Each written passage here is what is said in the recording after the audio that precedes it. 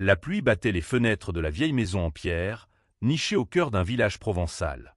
Éloi, les yeux fixés sur le berceau où dormait Théo, sentit son cœur se serrer d'une joie qu'il n'avait jamais connue. Mais au fond de lui, une peur sourde murmurait « Et si nous n'étions pas à la hauteur ?» Éloi et Julien s'étaient rencontrés à Paris, dans un café bondé du Marais, il y a 8 ans. Éloi, 26 ans à l'époque, était un illustrateur rêveur, toujours un carnet à la main, esquissant des visages croisés dans la rue. Julien, 28 ans, était son opposé, un avocat pragmatique, dont le sourire rare mais sincère faisait fondre les défenses d'Éloi. Leur amour avait grandi vite, intense, comme un feu qu'on ne peut éteindre. Après 3 ans, ils avaient décidé d'adopter. Pas un caprice, non, mais un désir profond de construire une famille, de donner à un enfant l'amour qu'ils avaient eux-mêmes cherché dans leur jeunesse. Théo était arrivé dans leur vie comme un miracle. Un bébé de 6 mois, aux yeux noirs immenses, abandonné dans un hôpital de Marseille. Les démarches d'adoption avaient été un parcours du combattant, regards désapprobateurs, questions intrusives, jugements voilés. Mais Éloi et Julien avaient tenu bon, portés par l'image de ce petit être qu'ils voulaient protéger. Ils avaient quitté Paris pour s'installer à Aix-en-Provence, dans une maison entourée de lavande, où ils espéraient offrir à Théo une vie paisible. Les premières années furent un mélange de chaos et de bonheur. Théo pleurait la nuit, riait le jour, et chaque étape, ses premiers pas, ses premiers mots étaient une victoire. Éloi apprenait à changer une couche tout en chantant des comptines, tandis que Julien, toujours méthodique, notait chaque détail dans un carnet. Théo a mangé 2 cuillères de purée aujourd'hui. Ils étaient jeunes, inexpérimentés, mais leur amour pour Théo comblait les lacunes. Pourtant, à mesure que Théo grandissait, Éloi remarquait quelque chose. Une ombre dans ses yeux, une retenue dans ses gestes.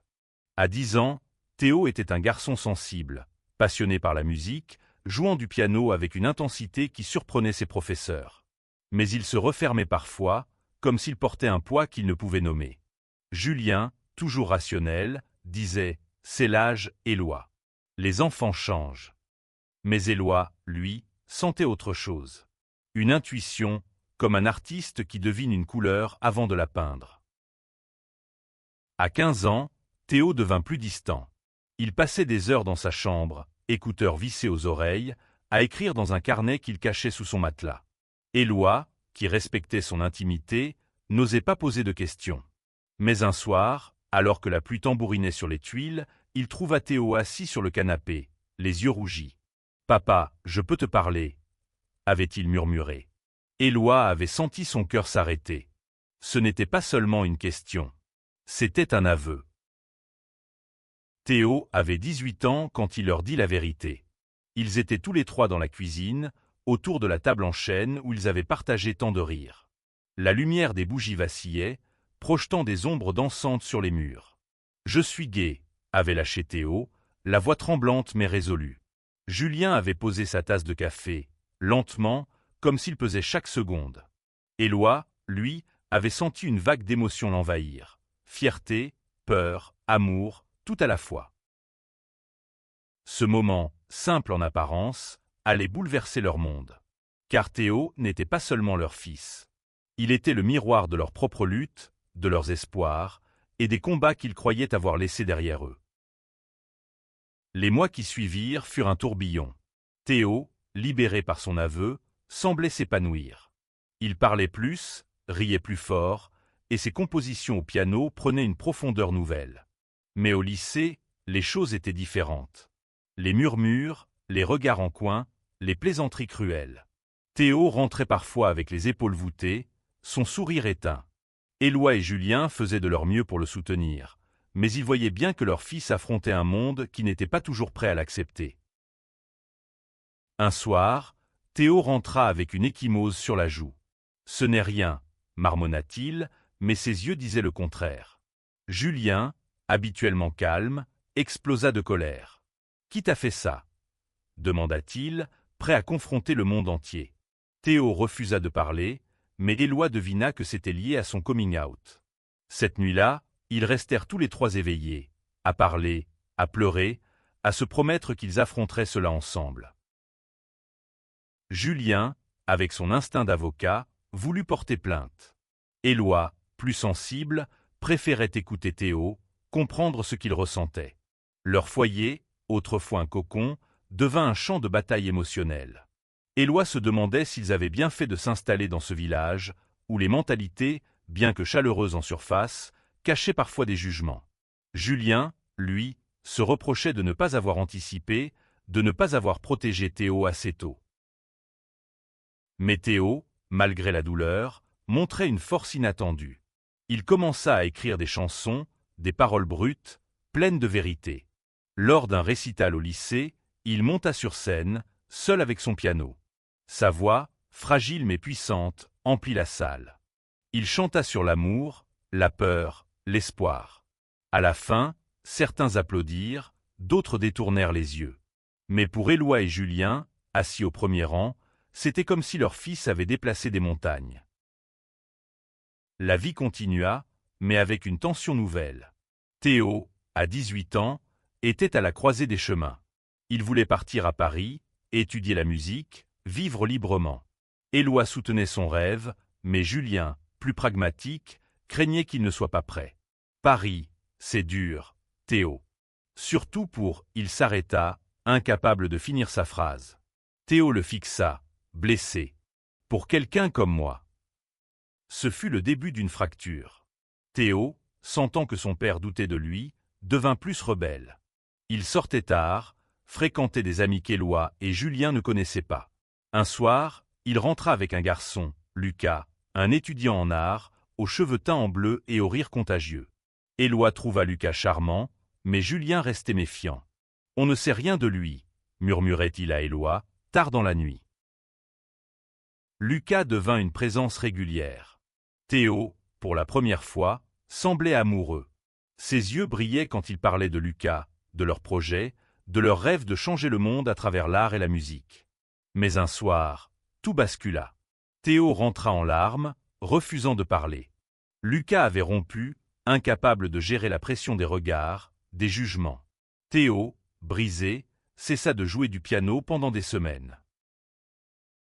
Éloi et Julien, déchirés par la douleur de leur fils, décidèrent de l'emmener en voyage. Ils prirent la route pour la Côte d'Azur, espérant que le soleil et la mer apaiseraient les blessures. Sur une plage de Nice, Théo, les pieds dans l'eau, parla enfin. « Je ne veux plus me cacher, papa. Mais parfois, j'ai l'impression que le monde ne me laissera jamais être moi. » Ces mots frappèrent Éloi comme un coup de poignard. Il repensa à sa propre jeunesse, à la peur qu'il avait ressentie avant de faire son coming out. Julien, lui, réalisa qu'il avait peut-être projeté ses propres craintes sur Théo. Ce voyage devint un tournant.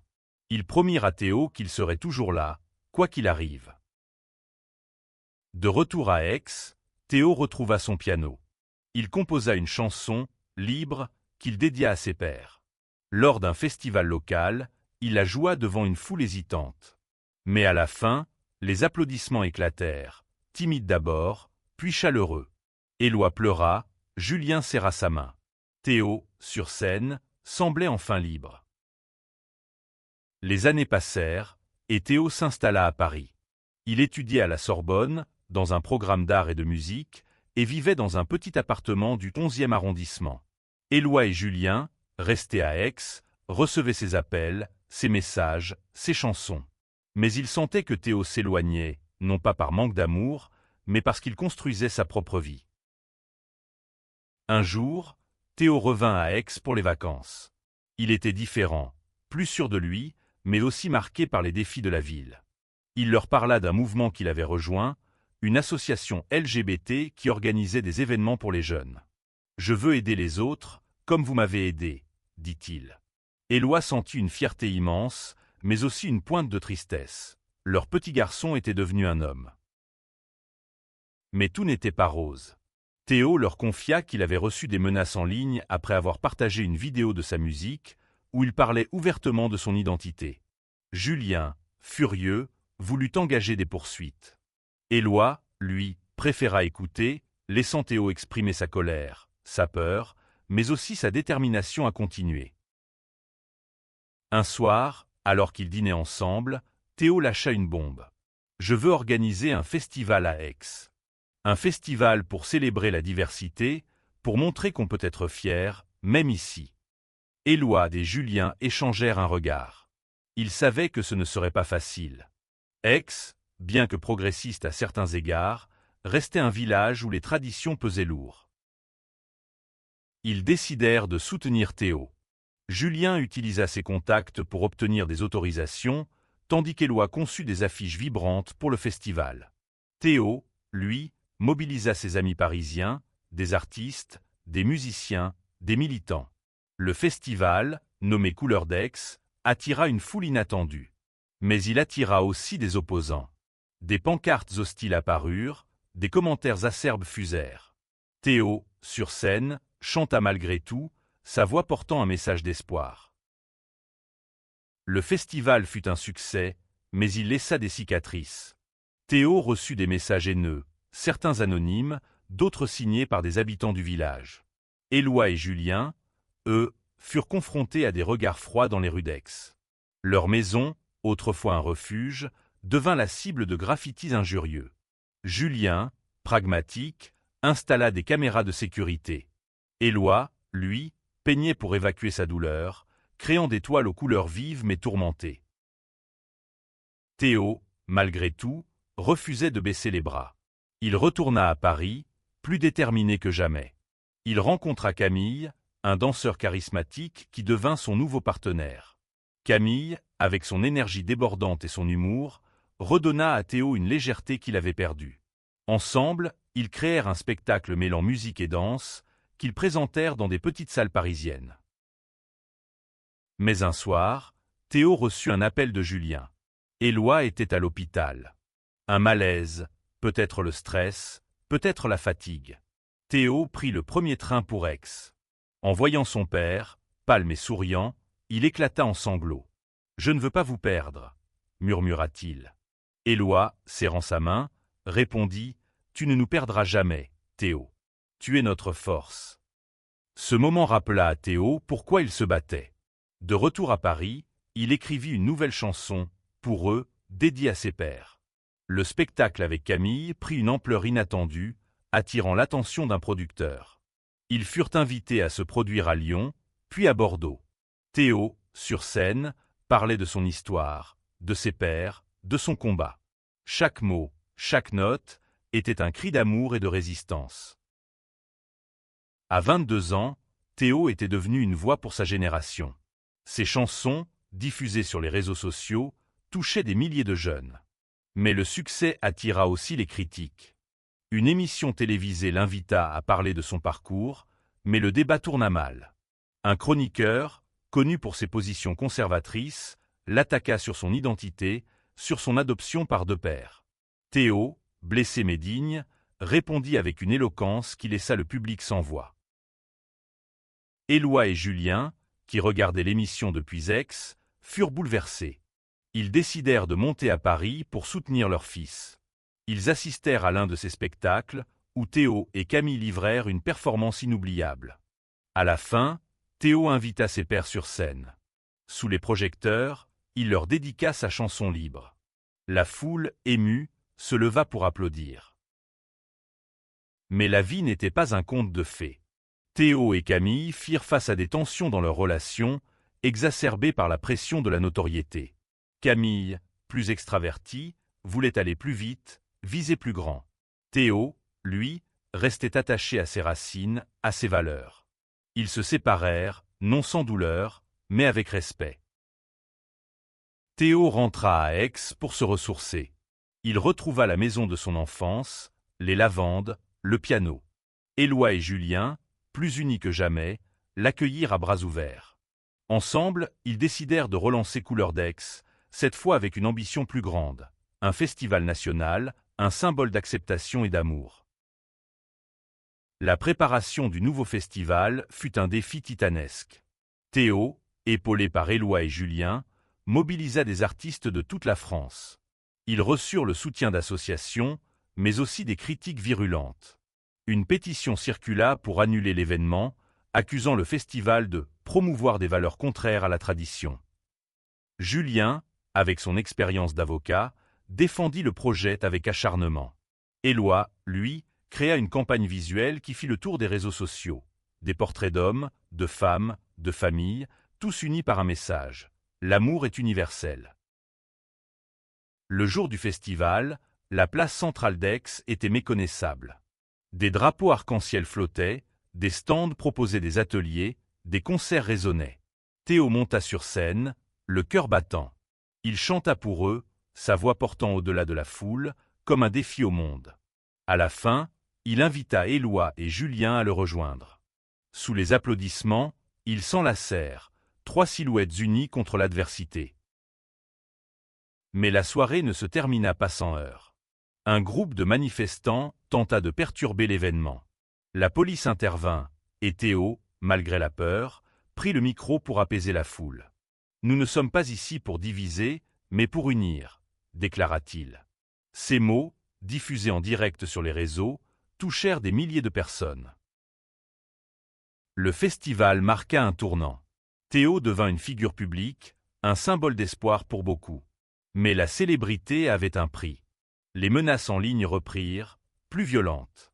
Éloi et Julien, inquiets, insistèrent pour qu'il prenne des précautions. Théo, têtu, refusa de se cacher. « Si je me tais, il gagne », disait-il. Un soir, alors qu'il rentrait d'un concert à Marseille, Théo fut agressé. Une entaille au bras, un choc à la tête. Il survécut, mais l'incident laissa des traces. Éloi et Julien, dévastés, passèrent des nuits à son chevet. Théo, malgré la douleur, trouva la force de sourire. « Je vais bien, papa. Je suis plus fort qu'eux. » Cet événement galvanisa Théo. Il écrivit un album, Résilience, qui devint un phénomène. Chaque chanson racontait une histoire. La sienne, celle de ses pairs, celle de tous ceux qui se battaient pour être eux-mêmes. L'album fut nommé pour un prix national, et Théo fut invité à le présenter à Paris, lors d'une cérémonie prestigieuse. Éloi et Julien, dans le public, regardaient leur fils avec une fierté indescriptible. Théo, sur scène, dédia son prix à « mes 2 pères », qui m'ont appris que l'amour est plus fort que la haine. La salle entière se leva, applaudissant à tout rompre. Des années plus tard, Théo, désormais dans la trentaine, était devenu une voix incontournable. Il vivait à Paris, partageant sa vie avec Antoine, un écrivain doux et passionné. Ensemble, ils avaient créé une fondation pour soutenir les jeunes LGBT, offrant des bourses, des refuges, des espaces pour créer. Éloi et Julien, désormais plus âgés, vivaient toujours à Aix. Leur maison, autrefois cible de haine, était devenue un lieu de rassemblement pour la communauté. Chaque année, Couleur d'Aix attirait des milliers de personnes, un symbole d'espoir et de résilience. Un soir, Théo revint à Aix avec Antoine. Ils s'assirent tous les 4 autour de la vieille table en chêne. Théo, les yeux brillants, annonça qu'ils envisageaient d'adopter. Éloi et Julien échangèrent un regard, émus. L'histoire se répétait, mais avec une différence. Le monde, bien que loin d'être parfait, avait changé, en partie grâce à Théo. Alors que la nuit tombait sur les champs de lavande, Théo prit son piano. Il joua libre, la chanson qui avait tout commencé. Éloi, Julien et Antoine écoutaient, les larmes aux yeux. Dans cette maison, dans ce moment, ils étaient plus qu'une famille. Ils étaient un symbole de ce que l'amour, contre vent et marée, pouvait accomplir. Leur monde avait changé, oui. Mais c'était Théo, avec son courage, qui l'avait transformé.